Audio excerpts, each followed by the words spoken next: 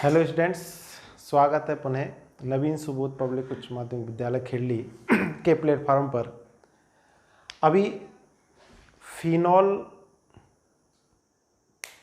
Phenol हमारा चल रहा है। अम्लीय प्रकृति फिनॉल की आपने कल पढ़ी थी बेटा, और अम्लीय प्रकृति क्यों प्रदर्शित करते हैं ये पढ़ी थी। तो मैं आपको बता दूं, जो टॉपिक कल हमने पढ़ा था उस पर आधारित क्वेश्चन भी आते हैं, कंपटीशन में भी आते हैं और बोर्ड एग्जाम में भी आता है। फिर मैंने आपको एक क्वेश्चन भी लिखाया था कि एल्कोहल फिनॉल से दुर्बल अम्लीय होता है, क्यों? तो उसका कारण भी कल आपने देखा, आपको समझ में आया होगा। अगर कोई प्रॉब्लम है तो आप पूछ सकते हो।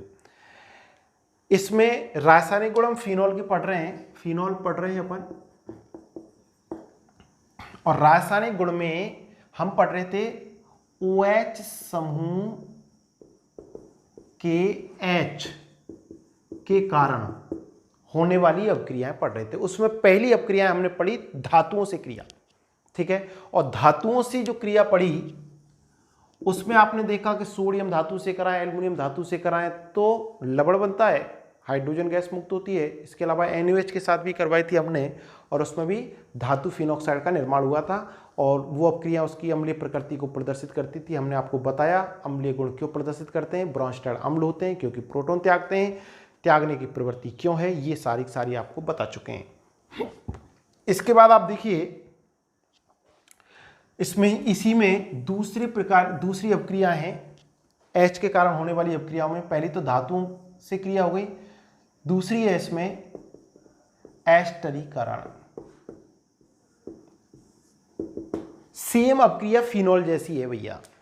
देखिए आपको एक फायदा और है, फिनॉल पढ़ लो, एल्कोहल में पढ़ी कुछ अपक्रियाएं, वो डिट्टो फिनॉल में भी पढ़नी है आपको। जैसे धातुओं की क्रिया पढ़ी आपने, ऐसी आपने एल्कोहल की क्रिया कार्बोक्सिलिक अम्ल से कराई थी तो एस्टर बना था, मैंने आपको बताया था ना। तो यहां पे भी सेम वही प्रोसीजर है। अब देखिए मैं आपको बताऊं, ये फिनॉल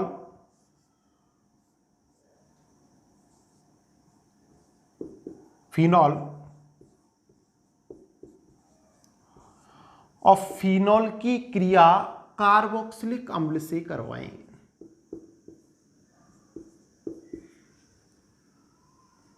कार्बोक्सिलिक अम्ल के साथ करवाएं, या फिनॉल की क्रिया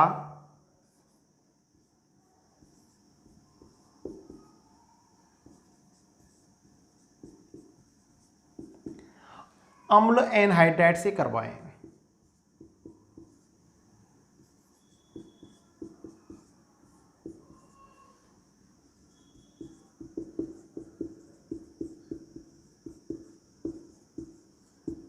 और ये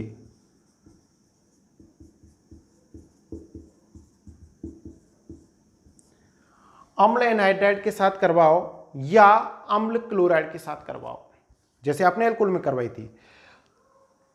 अभिक्रिया जब करवाते हैं ना, तो यहां से तो H और यहां से OH, बाहर क्या निकलेगा देखना आप, इसको यूं H2O निकालेंगे और देखिए क्या बनेगा, RCO O।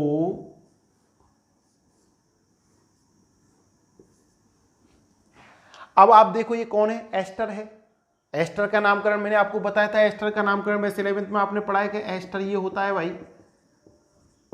एस्टर ये होता है। तो इसको हम एल्किल कहते हैं, अर्थात इसके हाइड्रोकार्बन मूलक का नाम लिखते हैं, और इसको हम लिखते हैं क्या, एल्किल एल्केनोएट। एस्टर को ऐसे लिखते हैं ना, बाकी के क्या लिखते हैं, एल्केनोएट। अब यहां पर देखिए ये कौन है बोलो, मैंने आपको लिखवा चुका हूं बेंजीन, एक वैलेंसी खाली तो फेनिल।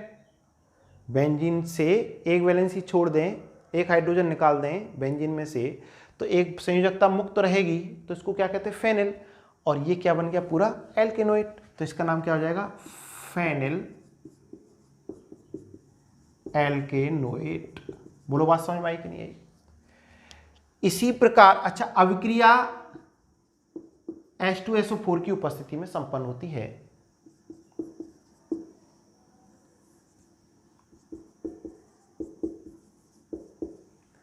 यहां पे क्या होगा देखो, अच्छा आप चाहे ऐसे H2SO4 लिखा मिले या आपको ऐसे H+ मतलब अम्लीय माध्यम लिखा मिले, तो आप समझ जाना क्या अपक्रिया अम्लीय माध्यम हो रही है, तो ऐसे भी आपको मिल सकता है। ठीक है, ये बाहर और देखना RCOO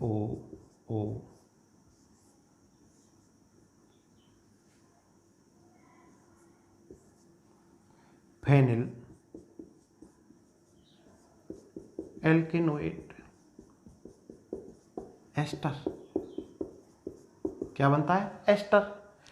कार्बोक्सिलिक अम्ल से क्रिया कराएं या अम्ल एनहाइड्राइड से क्रिया कराएं या अम्ल क्लोराइड के साथ क्रिया कराएं, इनसे क्रिया फिनॉल की कराएंगे तो एस्टर का निर्माण होगा। जैसे एल्कोहल से क्रिया करा लेते सेम उसी प्रकार की क्रियाएं।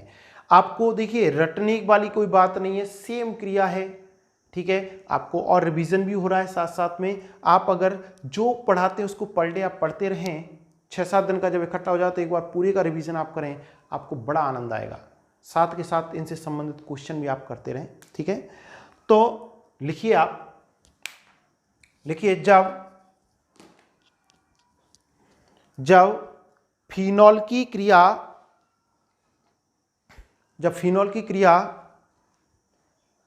कार्बोक्सिलिक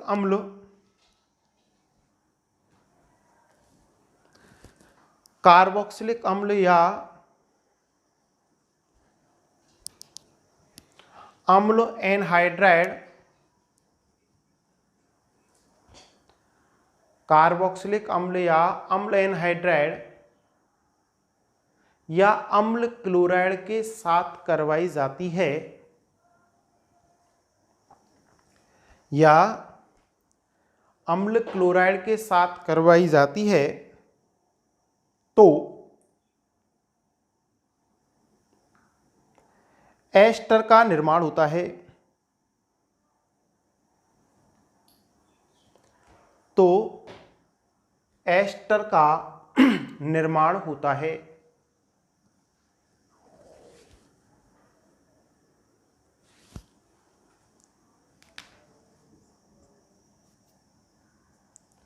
एस्टर का निर्माण होता है। नेक्स्ट एरो लगा के लिखें नीचे,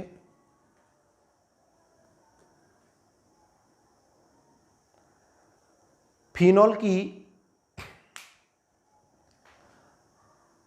कार्बोक्सिलिक अम्ल या अम्ल एनहाइड्राइड के साथ क्रिया,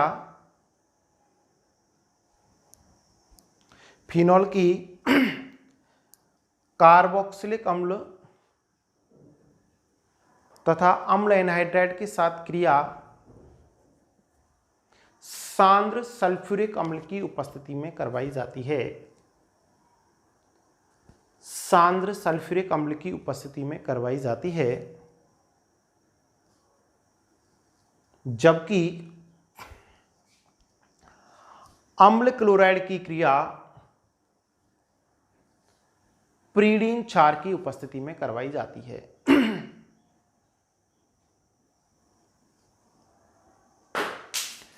प्रीडीन क्षार की उपस्थिति में करवाई जाती है।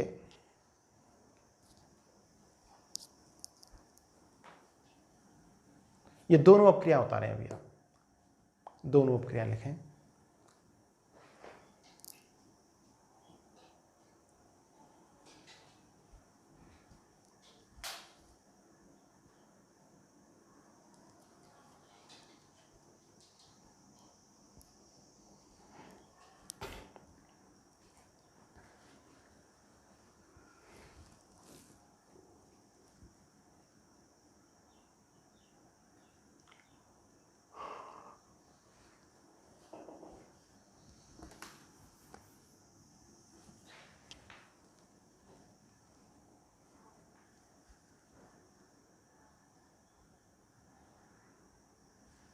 नीचे एरो लगा के एक पॉइंट लिखें, दोनों अभिक्रियाओं को नीचे लिखिए, उपर्युक्त दोनों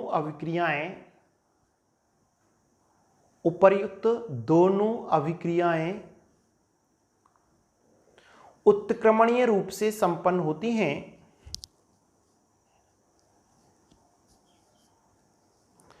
उपर्युक्त दोनों अभिक्रियाएं उत्क्रमणीय रूप से संपन्न होती हैं, अतः अभिक्रिया में बनने वाले उत्पाद को हटाते रहना चाहिए। बनने वाले उत्पाद को हटाते रहना चाहिए जिससे अभिक्रिया अग्र दिशा में चलती रहे, जिससे अभिक्रिया अग्र दिशा में चलती रहे। मतलब क्या है, ये रिवर्सिबल रिएक्शन है, तो अब हम जो H2 और इसको हटाते रहेंगे ना तो उत्पाद हमारा ज़्यादा बनता रहेगा लासातिले के नियम के अनुसार। ठीक है, तो ये दोनों अभिक्रियाएं। अब यहाँ पर हमने R लिया है, R का मतलब हाइड्रोकार्बन श्रृंखला है। आप यहाँ 1 कार्बन 2 कार्बन 3 कार्बन कितने कार्बन की श्रृंखला ले सकते हैं। ठीक है ना। एक अम्ल के साथ, अम्ल हैलाइड के साथ और क्रिया करवा देते हैं आपको। देखिए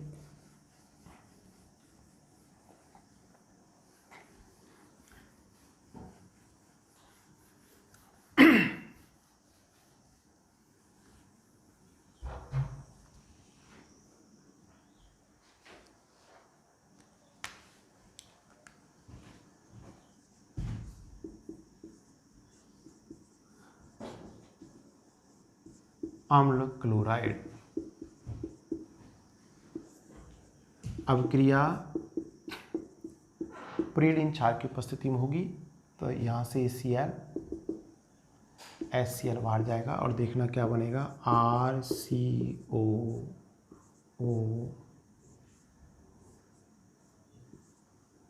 फेनिल। भाई ये फेनिल है और ये क्या बचेगा, एल्केनोएट एस्टर बनेगा। ठीक है ना। तो ये अभिक्रिया आप लिख लें एक बार।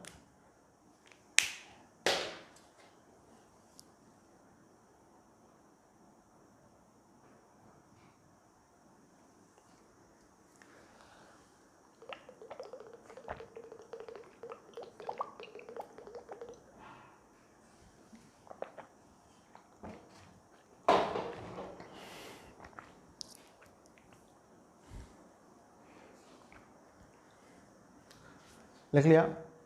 तो आपको पुनः बता दें, R मैंने इसलिए लिया है, आप कितने भी कार्बन की श्रृंखला यहाँ ले सकते हैं।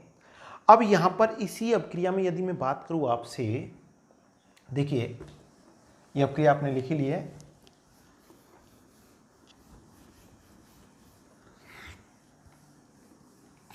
एस्टरीकरण में ही है। अब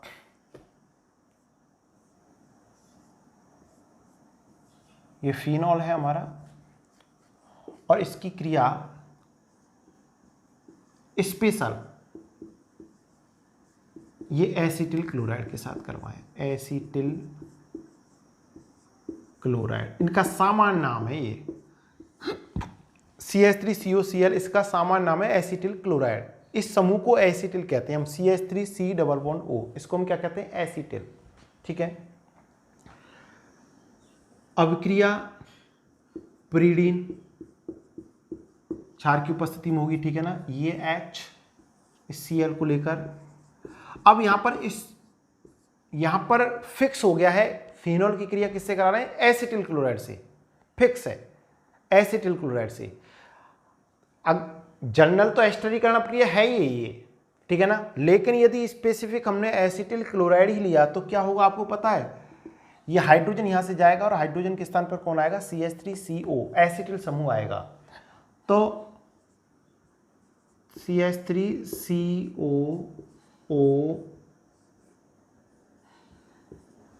क्या बनेगा, फेनिल, और ये एथेनोएट, फेनिल एथेनोएट। इसका सामान्य नाम भी है, इसको एसीटेट भी कहते हैं हम। आपको पता है एसिटिक अम्ल का प्रोटॉन त्यागता है तो एसीटेट बनता है, तो यहाँ इसके लिए थोड़ी देर के लिए आप इसको ढक लो तो ये बनेगा CH3COO, इसको एसीटेट भी कहते हैं। तो इसका एक नाम और है फेनिल एसीटेट, फिक्स है ये।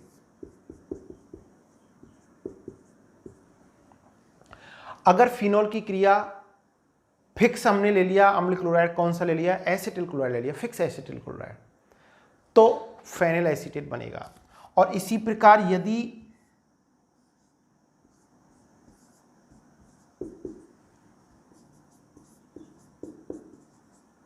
फिनॉल है और इसकी क्रिया फिक्स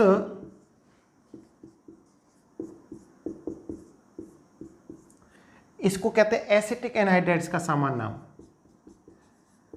एसिटिक एनहाइड्राइड। अम्लीय माध्यम होगी अपक्रिया, मतलब सांद्र H2SO4 की उपस्थिति में, तो क्या होगा, देखो ये H और ये H, बाहर क्या निकलेगा बोलो, एसिटिक अम्ल CH3COOH, और ये कौन सा समूह बचा, एसिटिल समूह, यही समूह बच रहा है ना। तो यहां पर अगर हम एसिटिल क्लोराइड या एसिटिक एनहाइड्राइड ले रहे हैं ना, तो स्पेशली जो फिनॉल OH समूह की हाइड्रोजन है ना, उसका प्रतिस्थापन इस एसिटिल समूह द्वारा होता है। ये आपने अल्कोहल में भी देखा था, एसिटिल समूह द्वारा होता है, बनेगा एस्टर ही, तब इस अपक्रिया को हम एसिटिलीकरण या एसिटिलियन भी कहते हैं। ठीक है ना, क्या बनेगा, सेम यही बनेगा, CH3COO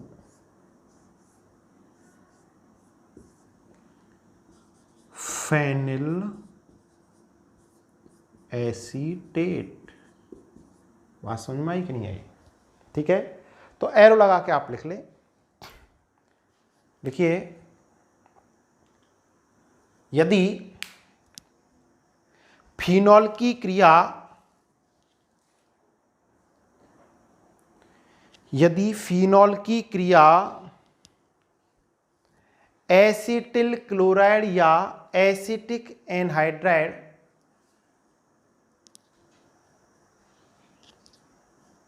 एसिटिल क्लोराइड या एसिटिक एनहाइड्राइड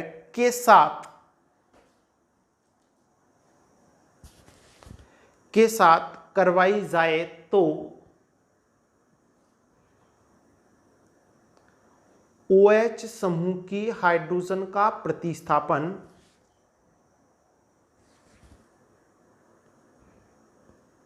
OH समूह की हाइड्रोजन का प्रतिस्थापन एसिटिल समूह, ये लिख लेना एसिटिल समूह, CH3C11O बैलेंसी का OH समूह की हाइड्रोजन का प्रतिस्थापन एसिटिल समूह द्वारा हो जाता है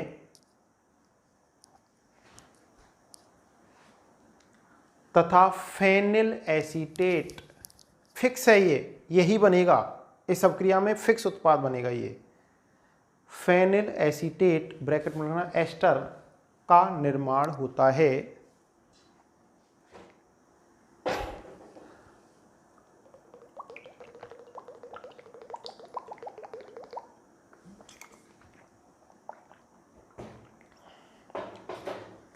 निर्माण होता है, तब इस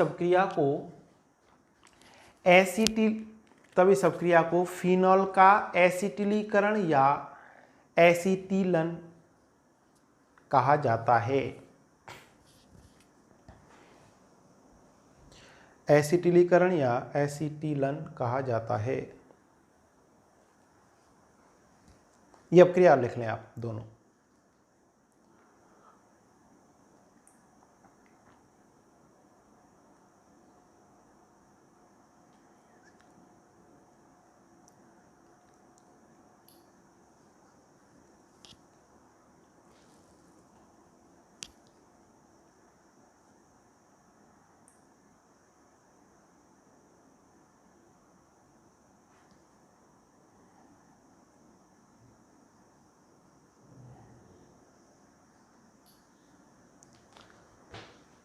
दोनों क्रिया लिख लें आप।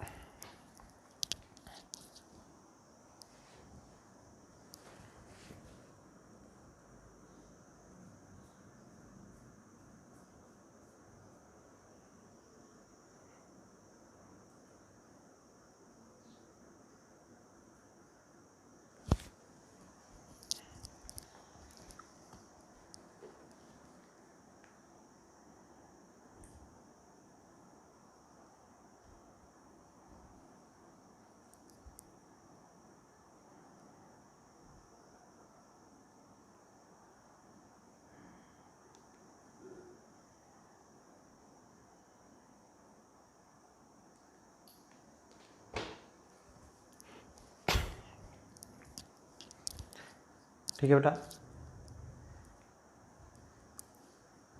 ये आपकी OH समूह के H के कारण होने वाली अपक्रियाएं हो गई हैं।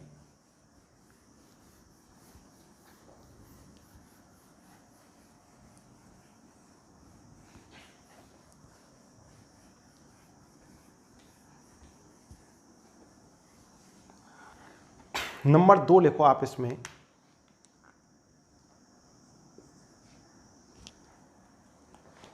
फिनॉल में लिखना नंबर दूसरे, इलेक्ट्रॉन स्नेही दूसरे प्रकार की अपक्रियाएं, इलेक्ट्रॉन स्नेही प्रतिस्थापन अभिक्रियाएं। और इसमें पहले लिख लेना आप यहां पर नंबर 2, बेंजीन वलय के कारण होने वाली अभिक्रियाएं, और ब्रैकेट में लिखना इलेक्ट्रॉन स्नेही प्रतिस्थापन। बेंजीन वलय के कारण होने वाली, नंबर 2 लिखना बेंजीन वलय के कारण होने वाली अभिक्रियाएं, और ब्रैकेट में लिख लेना इलेक्ट्रॉन स्नेही प्रतिस्थापन अपक्रियाएं। बहुत अच्छी अपक्रिया, बहुत इंपॉर्टेंट अपक्रिया, बहुत मस्त अच्छी अपक्रिया जिनको कहते हैं। तो मैं आपको बता दूं, फिनॉल में बेंजीन वलय के कारण इलेक्ट्रॉन स्नेही प्रतिस्थापन अपक्रिया हमको देखने को मिलती है। फिनॉल में बेंजीन वलय के कारण होने वाली कौन सी अपक्रिया? इलेक्ट्रॉन स्नेही प्रतिस्थापन अपक्रिया देखने को मिलती है। तो इसमें क्या होगा देखिए, मैं आपको बता देता हूं इलेक्ट्रॉन स्नेही प्रतिस्थापन अपक्रियाओं बेंजीन में, वो फिनॉल में, सॉरी, ये फिनॉल है, ध्यान से देखिएगा। अच्छा, अगर मैं आपसे बात करूं कि ये जो कार्बन है ना, ये सब कार्बन है, 1 2 3 4 5, ये सब कार्बन है। तो इन कार्बनों की संयोजकता में आपको पता है कि 3 तो बॉन्ड वैसे बने हुए हैं, और एक इनसे कौन जुड़ा हुआ है? हाइड्रोजन। पता है आपको, ये हमने इनको दिखा नहीं रखा है, आपको पता है सबको, ऐसे ही लिखते हैं। तो इसमें क्या होगा, ध्यान से सुने, कि बेंजीन वलय के कारण जो होने वाली अपक्रियाएं, इसमें इलेक्ट्रॉन स्नेही प्रतिस्थापन अपक्रियाएं। इलेक्ट्रॉन स्नेही प्रतिस्थापन अपक्रिया कैसे हैं कि यहां पर क्या होगा, यहां वलय से ये H+ आयन जाएगा, क्या जाएगा? ये बंध जब टूटेगा, बंध के इलेक्ट्रॉन हाइड्रोजन पे, बंध के इलेक्ट्रॉन कार्बन पे जाएंगे, तो हाइड्रोजन पर कौन सा आवेश आएगा? धन आवेश, कार्बन पर ऋण आवेश, क्योंकि इसकी विद्युतता ज्यादा है कार्बन की, sp2 संकृत है, ठीक है। तो जब ये H+ जाएगा, ध्यान से सुनिएगा, कोई दूसरा इलेक्ट्रोफाइल यहां पर आकर जुड़ेगा। तो H+ गया, कोई दूसरा इलेक्ट्रॉन स्नेही आया, तो अपक्रिया क्या कहलाएंगी? इलेक्ट्रॉन स्नेही प्रतिस्थापन अपक्रिया कहलाएंगी, ठीक है। अब मैं आपसे 1-2 बातें और आपसे मैं पूछना चाह रहा हूं। क्या बात है? अब देखिए, अगर आप देखोगे फिनॉल में, तो देखिए यहां पर भी हाइड्रोजन है, यहां पर भी हाइड्रोजन है, सभी जगह पर इन पर हाइड्रोजन है, ठीक है। अब क्वेश्चन ये उठता है कि जो आने वाला इलेक्ट्रॉन स्नेही है, माना कि इस पर कोई इलेक्ट्रॉन स्नेही आक्रमण करे, तो वो इलेक्ट्रॉन स्नेही कहां जाए? यहां पे जाए, यहां पे जाए, यहां पे जाए, यहां पे जाए, यहां पे जाए, कहां जाए? ये जानने से पहले मैंने आपको बताया था, शायद आपको पता हो,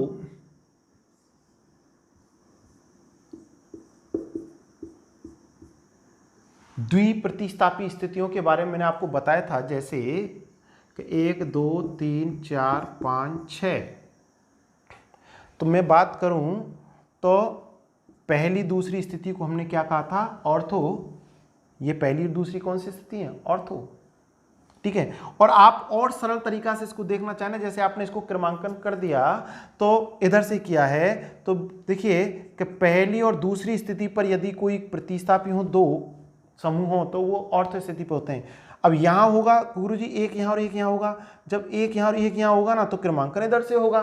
मैं द्विप्रतिस्थापी की स्थिति की बात कर रहा हूं, तो क्रमांकन इधर से होगा, तो फिर ये नंबर 2 पे आ जाएगा। बात समझने की कोशिश करें कि जैसे क्रमांकन तो आप ऐसे भी कर दो, 1 2 3 4 5 6, तो ये कौन सी स्थिति होगी? ये भी ऑर्थो। ये कौन सी? ऑर्थो। तो मेरा कहने का मतलब ये है कि आप कंफ्यूज ना हो कि सर ये ऑर्थो तो ये कौन सी है? भाई देखिए, मेरा कहने का मतलब यह है कि अगर मैंने कोई प्रतिस्थापी यहां जोड़ा ये, तो क्रमांकन ये हो गया। तो ये क्लोरो कौन सी स्थिति पर है बोलो? दूसरी स्थिति पर। तो दूसरी स्थिति को हम क्या कहेंगे बोलो? ऑर्थो। पहली दूसरी दोनों बराबर में ऑर्थो। अब मैंने कहा कि अगर क्लोरो यहां नहीं है और क्लोरो मैंने इधर जोड़ा है तो क्रमांकन यूं नहीं होगा। फिर क्रमांकन कैसे होगा पता है आपको? क्रमांकन हमेशा कैसे होता है? इसको तो नंबर 1 दे दिया, लेकिन प्रतिस्थापियों को न्यूनतम अंक मिलना चाहिए। तो 1 इसको, 2 3 4 5 6। बोलो दूसरी स्थिति पर आया कि नहीं आया? तो पहली दूसरी स्थिति क्या कहलाती है? ऑर्थो स्थिति कहलाती है। ध्यान से सुनिएगा। और पहली और तीसरी स्थिति क्या कहलाती है? ये मेटा स्थिति कहलाती है। और पहली और चौथी स्थिति क्या कहलाती है बोलो? ये पैरा स्थिति कहलाती है। ऑर्थो, मेटा, पैरा, ठीक है ना? पैरा को पी से, ये मैं आपको पहले ही बता चुका हूं, कुछ 2-3 दिन पहले शायद मैंने आपको एक वीडियो में बताया था। 11th में तो है ही, लेकिन मैं 12th की बात कर रहा हूं।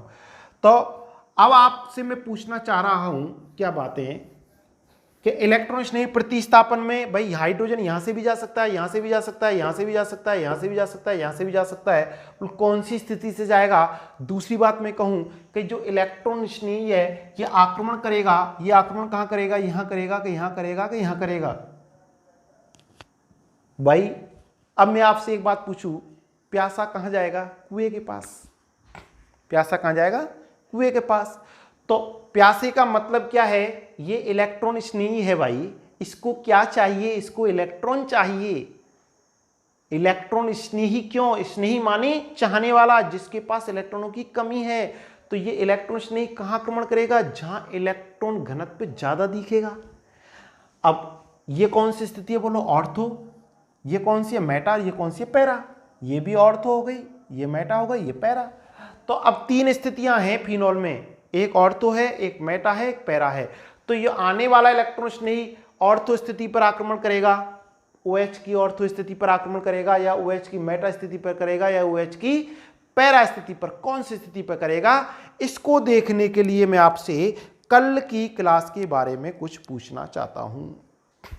कल जो मैंने आपको फिनॉल की अनुनादी संरचनाएं पढ़ाई, अगर आपको याद है फिनॉल की अनुनादी संरचनाएं, तो मैं थोड़ा सा जस्ट पीछे चलता हूं, बैक कल की क्लास, जस्ट सेकंड क्लास। देखो भाई, ये फिनॉल है,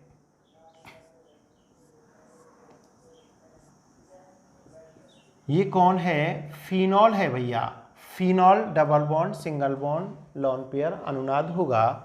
फिनॉल में अनुनाद कैसे होगा? देखो, ये sp2 संकृत कार्बन लोन पेयर को यह खींचेगा, इस ऑक्सीजन कल भी मैंने आपको अच्छे से समझाया था, ऑक्सीजन कार्बन के मध्य डबल बॉन्ड बनेगा। जब डबल बॉन्ड बनेगा तो ये कार्बन तो अपनी संयोजकता पहले से पूरी किए हुए था, तो यहाँ से ये पाई बंध के इलेक्ट्रॉन कहाँ आगे ट्रांसफर कर देगा। अब देखें, बार बार ये आपको अनुनादी संरचनाएं काम आएंगी, हर टॉपिक में काम आने वाली हैं। ध्यान से सुनते जाएं, बनाते जाएं, रफ में प्रैक्टिस जरूर करें, घर पे अपक्रियाएं लिख के जरूर देखें, बिना पहले समझें फिर बिना देखें आप लिखें, फिर उससे संबंधित आपकी बुक में कोई क्वेश्चन हो तो उसको आप सॉल्व करें, आपका दिमाग खुलता जाएगा।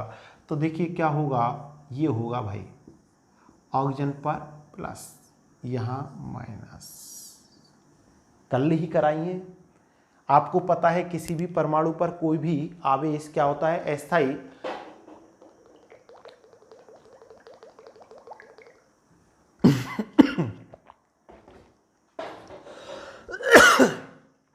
वो परमाणु क्या चाहता है? उस आवेश को समाप्त करना चाहता है।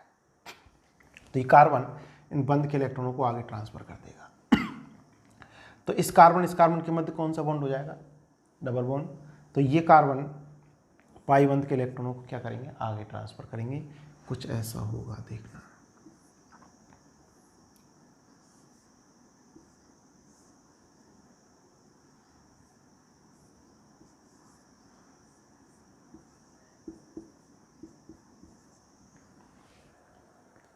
ठीक है, फिर इतिहास पुनः दोहराएगा कल की बातें। इस कार्बन पर आवेश क्या होगा? अस्थायी। ये इसको आगे क्या करेंगे? ट्रांसफर करेंगे।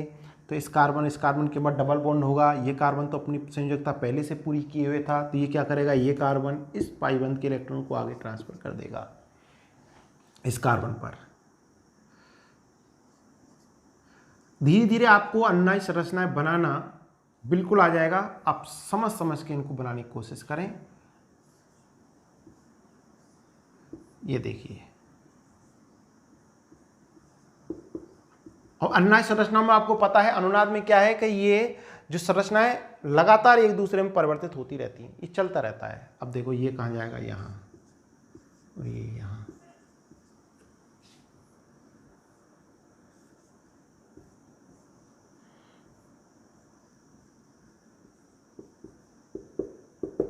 देखिए, ये फिनॉल की अनुनादी संरचना है।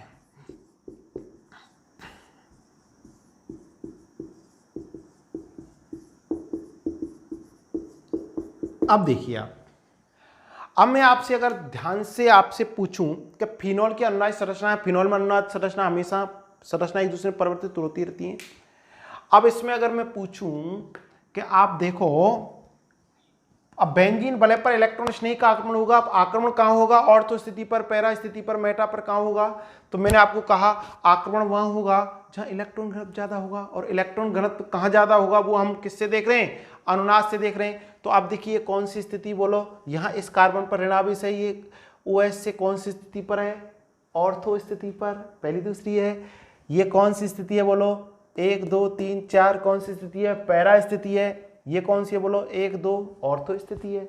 तो आप इस फिनॉल की अनुनादी संरचनाओं को देखें तो फिनॉल की अनुनादी संरचनाओं में क्या है? ऑर्थो तथा पैरा स्थिति। फिनॉल में बेंजीन वलय की ऑर्थो तथा पैरा स्थिति, ऑर्थो पैरा ऑर्थो, ऑर्थो तथा पैरा स्थिति पर इलेक्ट्रॉन घनत्व अधिक होता है। किसके कारण? अनुनाद के कारण। इस पर ऋणावेश आ जाता है तो इलेक्ट्रॉन घनत्व अधिक है। अब मैं तुलना करूं तीनों स्थितियों की। ये फिनॉल है और फिनॉल ये कौन सी स्थिति है बोलो? 1 2 3 4 5 6। तो मैं तुलना करूं, पहली ऑर्थो स्थिति, ये कौन सी है बोलो? मेटा स्थिति। और ये कौन सी है बोलो? पैरा स्थिति। और ये है ऑर्थो स्थिति। तो ऑर्थो, मेटा, पैरा, आप इनकी संरचनाएं देखें, अन्य संरचनाएं, तो इनमें तुलना करें कि इलेक्ट्रॉन घनत्व तुलनात्मक रूप से कौन सी स्थिति पर ज्यादा है? ऑर्थो पर भी है ऋणावेश, पैरा पर भी है ऋणावेश, ऑर्थो पे भी है। क्या मेटा पर ऋणावेश है? क्या नहीं है। आप कहोगे गुरुजी हमें कैसे पता इलेक्ट्रॉन घनत्व ज्यादा? तो भैया जो ऋणावेश का मतलब क्या है? ये इंडिकेटर क्या करता है कि मेरे पास इलेक्ट्रॉन है, मेरे पास क्या है? इलेक्ट्रॉन। और किसी के ऊपर धनावेश होता है, जैसे ऑक्सीजन पर यहाँ धनावेश है, ये क्या कह रहा है कि मेरे इलेक्ट्रॉन के, मेरे पास इलेक्ट्रॉनों की कमी है। तो ऋणावेश कौन कौन सी स्थिति पर है बोलो? ऑर्थो और पैरा। तो जहां ऋणावेश है वहां इलेक्ट्रॉन घनत्व भी क्या है? ज्यादा है। तो आने वाला इलेक्ट्रॉन स्नेही बेंजीन, फिनॉल में बेंजीन वलय की कौन सी स्थिति पर आक्रमण करेगा? या तो ऑर्थो पे करेगा या पैरा पे करेगा। तो फिनॉल में जो इलेक्ट्रॉन स्नेही प्रतिस्थापन अपक्रियाएं हैं वो ऑर्थो या पैरा स्थिति पर संपन्न होती हैं, ऑर्थो तथा पैरा स्थिति पर संपन्न होती हैं। यहां पर एक शब्द आता था 11th में, अगर आपने पढ़ा हो, ऑर्थो पैरा निर्देशी प्रभाव, एक मेटा निर्देशी प्रभाव। ये कैसा प्रभाव है? जो यौगिक, जिन यौगिकों में धनात्मक अनुनाद प्रभाव होता है ना, तो वो प्रतिस्थापी समूह, अब जैसे यहां पर OH है, OH के कारण इसमें क्या हुआ है? धनात्मक अनुनाद प्रभाव हुआ है। तो ये OH आने वाले इलेक्ट्रॉन स्नेह को निर्देशित कर रहा है, भैया तू आइए और हमारी कौन सी स्थिति पर? हमारी ऑर्थो और पैरा स्थिति पर आकर जुड़ जाइए। कौन निर्देशित कर रहा है? कौन कह रहा है? बोलो OH। तो यहां पर हम हाइड्रोक्सी समूह का कौन सा प्रभाव होता है? ऑर्थो पैरा निर्देशी प्रभाव, इसको हम कहते हैं, क्योंकि एक शब्द बाई चांस 11th में तो क्लियर लिखा हुआ है और अच्छे से समझाया हुआ है। ठीक है। तो फिनॉल में जो होने वाली इलेक्ट्रॉन स्नेही प्रतिस्थापन अपक्रियाएं वो कौन सी स्थिति पर संपन्न होती हैं? ऑर्थो तथा पैरा स्थिति पर संपन्न होती हैं। तो आप लिखें, पहले आप हेडिंग डाल लें, बेंजीन वलय के कारण होने वाली अपक्रियाएं, ब्रैकेट में लिखना इलेक्ट्रॉन स्नेही प्रतिस्थापन अपक्रियाएं। ठीक है। इसमें लिखिए फिनॉल में बेंजीन वलय के कारण इलेक्ट्रॉन स्नेही प्रतिस्थापन अपक्रियाएं इलेक्ट्रॉन स्नेही प्रतिस्थापन अपक्रियाएं संपन्न होती हैं।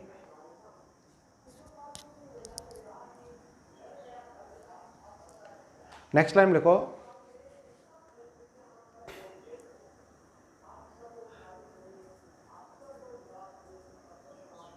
क्वेश्चन के रूप में लिख लो। चलो इसको क्वेश्चन भी अगर आप पूछता है तो क्वेश्चन डाल के लिख लो आप इसमें।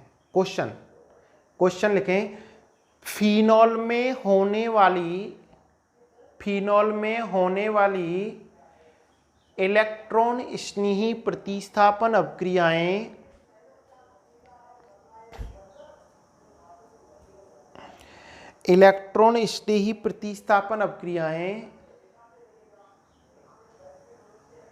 ऑर्थो तथा पैरा स्थिति पर संपन्न होती हैं। क्यों?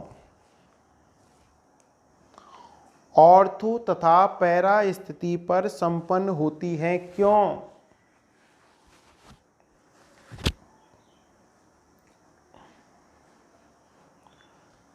तो आंसर लिखें आप।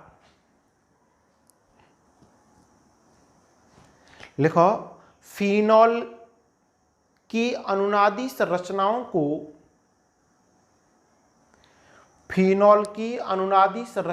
को देखने से स्पष्ट होता है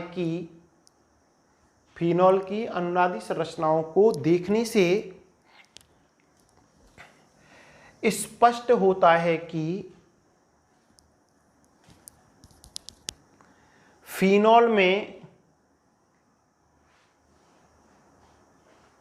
फिनॉल में ऑर्थो तथा पैरा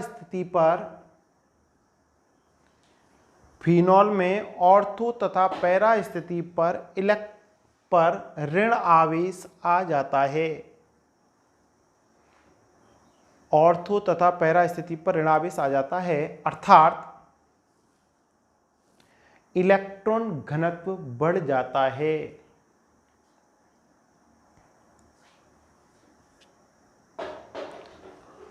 अतः तुलनात्मक रूप से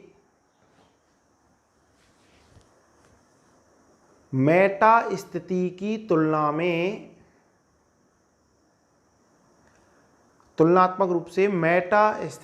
तुलना में ऑर्थो तथा पैरा स्थिति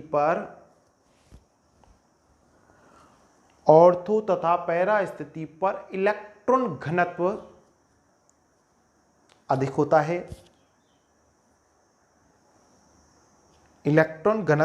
होता है। इसलिए आने वाला इलेक्ट्रॉन स्नेही फिनॉल की ऑर्थो तथा पैरा स्थिति पर आक्रमण करता है। आने वाला इलेक्ट्रॉन स्नेही फिनॉल की ऑर्थो तथा पैरा स्थिति पर आक्रमण करता है। यही कारण है कि फिनॉल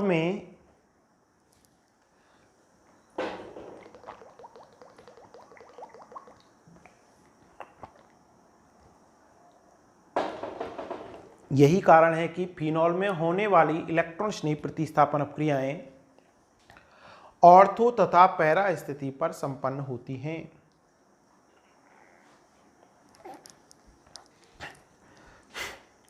ऑर्थो तथा पैरा स्थिति पर संपन्न होती हैं। अब ये अनुनादी संरचनाएं पुनः उतार लें। देखिए, आप अनुनादी संरचनाएं समझें, पहले समझना बहुत ज़रूरी है, रटना नहीं है, और फिर इनकी प्रैक्टिस करनी है। तो प्रैक्टिस तो मैं ही करवा दूंगा, इतनी बार आपको लिखा दूंगा, तो आप यहाँ पर अनुनादी संरचनाएं भी लिख लें। अगर ऐसा क्वेश्चन आता है तो आपको ये भी बनानी पड़ेंगी, लिखें आप, इनको उतार लें।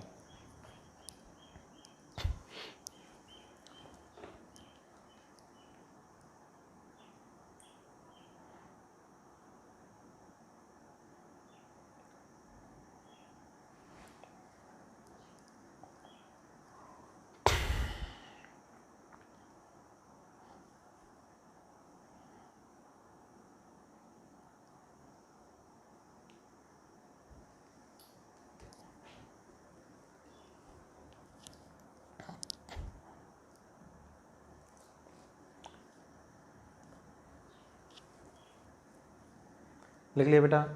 इसके बाद देखो, एरो लगा के लिखिए, फिनॉल में निम्न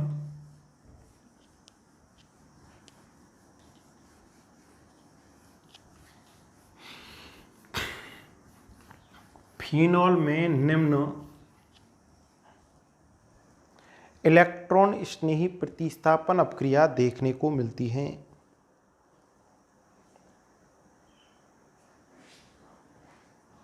निम्न इलेक्ट्रॉन स्नेही प्रतिस्थापन अपक्रिया देखने को मिलती हैं। नंबर 1 हेडिंग डालना आप, नाइट्रीकरण।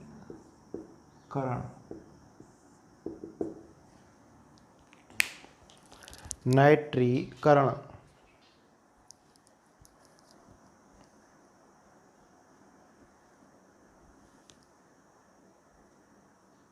नाइट्रीकरण देखिए, अब ये तो निश्चित हो गया कि जो इलेक्ट्रॉन स्नेही प्रतिस्थापन अपक्रिया होंगी वो कौन सी स्थिति पर संपन्न होंगी, ऑर्थो और पैरा स्थिति पर होंगी, ठीक है ना। नाइट्रीकरण में आप देखेंगे ये फिनॉल है,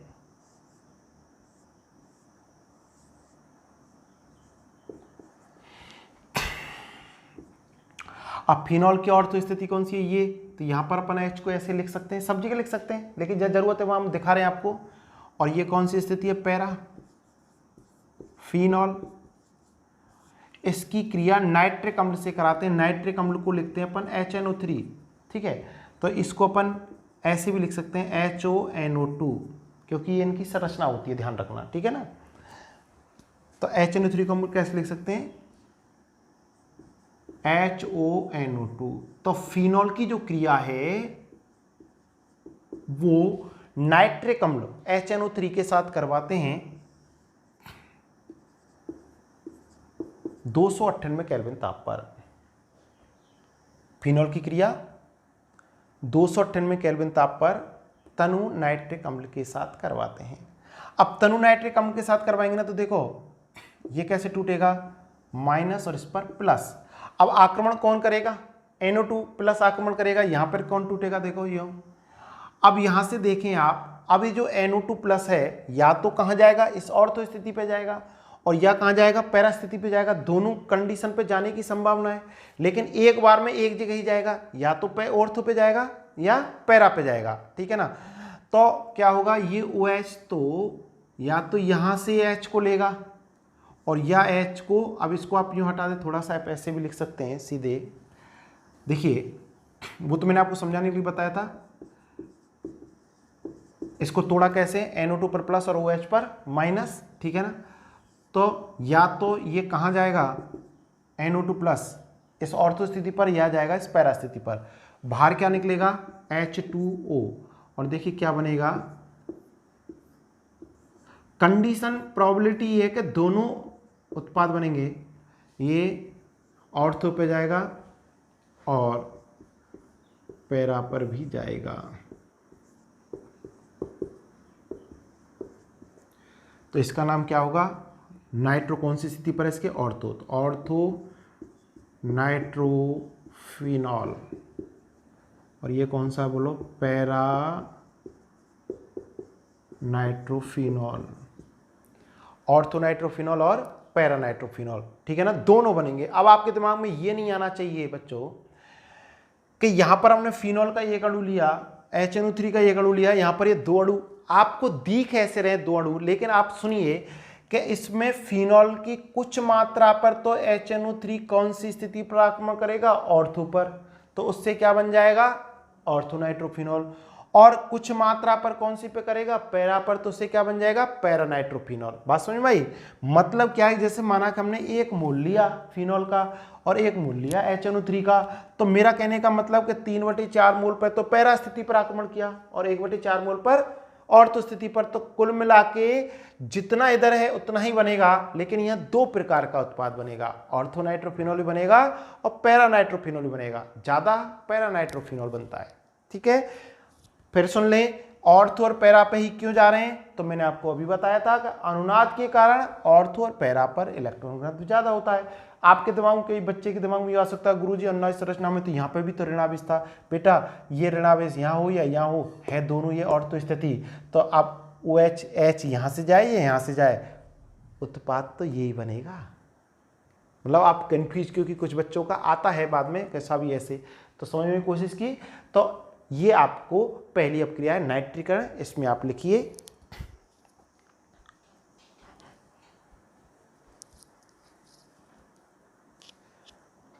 लिखो, लिखिए जब फिनॉल की क्रिया, जब फिनॉल की क्रिया 298 केल्विन ताप, 298 केल्विन ताप का मतलब समझते हो आप, रूम टेम्परेचर, 298 केल्विन ताप पर तनु नाइट्रिक अम्ल, ब्रैकेट में लिख लेना HNO3,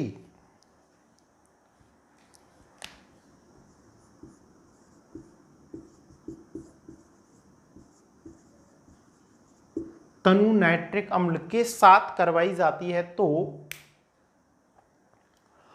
ऑर्थो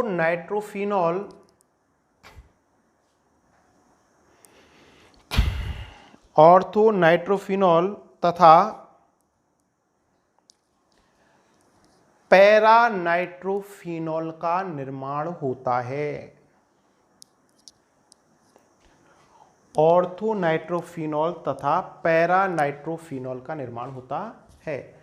पुनः आप एक बार समझ लें, ये फिनॉल है, इसकी क्रिया नाइट्रिक अम्ल से कराएंगे, नाइट्रिक अम्ल को हम HONO2 लिख सकते हैं, ठीक है ना। अब यहाँ पर OH माइनस और NO2 पर क्या आएगा प्लस, तो ये NO2 प्लस या तो यहाँ आक्रमण करेगा और या यहाँ आक्रमण करेगा, ठीक है ना। दोनों स्थितियों पर इलेक्ट्रॉन घनत्व है तो दोनों स्थितियों पर आक्रमण करेगा, लेकिन एक बार में एक स्थिति पर करेगा, तो ऑर्थो पे करेगा तो ये बनेगा और पैरा पे करेगा तो वो बनेगा। आप ये मत देखना कि सर इधर फिनॉल एक लिया है, इधर इसके दो अणु बने ना, कुछ मात्रा फिनॉल की तो पर NO2 ऑर्थो पर आक्रमण करेगा, कुछ में करेगा पैरा पर, तो ये उत्पाद बनेंगे। आप ये अपक्रियाएं आप उतार लें, ठीक है बेटा, अपक्रिया उतारो।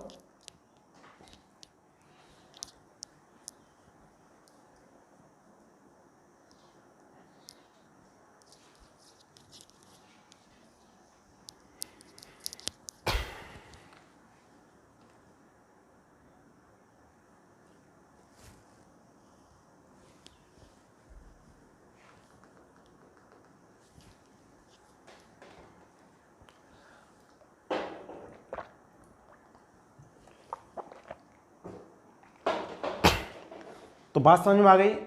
अभी इसी में नाइट्रीकरण में और भी अपक्रिया मुझे आपको करानी है ज़्यादा मात्रा में। यदि हम सांद्र HNO3 लें, सांद्र H2SO4 की उपस्थिति में क्या बनेगा और वो क्या क्या उसके गुणधर्म होंगे, ये सारी अभी इसमें नाइट्रीकरण अपक्रिया आपकी कंप्लीट नहीं है, इसको भी हम अभी कराएंगे, ठीक है ना। लेकिन आप इसको एक बार देखें, और इसके साथ ही आपको क्या करना है, फिनॉल की अन्वय संरचना आपने कल भी पढ़ी और आज भी पढ़ रहे हो आप, ठीक है ना। ये बहुत इंपॉर्टेंट भी है और ये काम भी आती है, ठीक है।